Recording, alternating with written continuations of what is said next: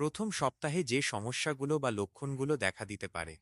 মাসিক বন্ধ হয়ে যাওয়া, এটি গর্ভাবস্থার সবচেয়ে সাধারণ এবং প্রথম লক্ষণ।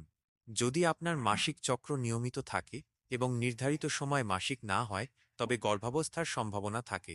ক্লান্তি ও দুর্বলতা, হরমোনের পরিবর্তনের কারণে শরীর স্বাভাবিকের চেয়ে বেশি ক্লান্ত ও দুর্বল অনুভব করতে পারে।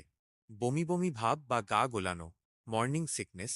যদিও এটিকে মর্নিং সিকনেস বলা হয়, তবে এটি দিনের যে কোনো সময় হতে পারে। হরমোনের মাত্রা বৃদ্ধির কারণে বমি বমি ভাব বা বমি হতে পারে। স্তনে ব্যথা বা ফোলা ভাব, হরমোনের প্রভাবে স্তন ফুলে যেতে পারে। ভারী লাগতে পারে বা চাপ দিলে ব্যথা অনুভব হতে পারে।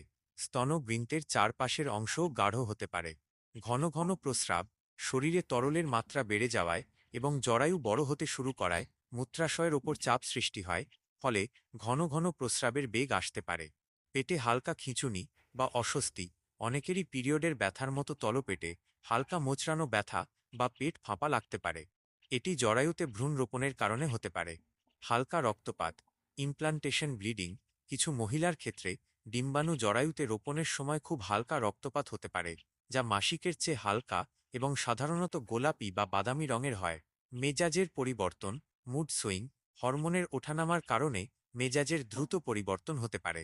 খাবারে অরুচি বা তীব্র আকাঙ্ক্ষা, কিছু খাবারের প্রতি হঠাৎ করে অরুচি দেখা দিতে পারে, অথবা নতুন কোনো খাবারের প্রতি তীব্র আকাঙ্ক্ষা জন্ম নিতে পারে।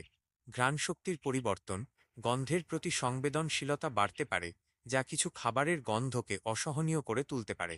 শরীরের তাপমাত্রা বৃদ্ধি, প্রোজেস্টেরন হরমোনের মাত্রা বৃদ্ধির কারণে শরীরের তাপমাত্রা সামান্য বৃদ্ধি পেতে পারে। যদি আপনার এই ধরনের কোনো লক্ষণ দেখা দেয় এবং আপনি গর্ভবতী হওয়ার সম্ভাবনা মনে করেন, তাহলে একটি প্রেগন্যান্সি টেস্ট করে নিশ্চিত হওয়া উচিত এবং চিকিৎসকের পরামর্শ নেওয়া উচিত। প্রতিটি নারীর গর্ভাবস্থার অভিজ্ঞতা ভিন্ন হয়, তাই লক্ষণগুলো ব্যক্তিভেদে ভিন্ন হতে পারে।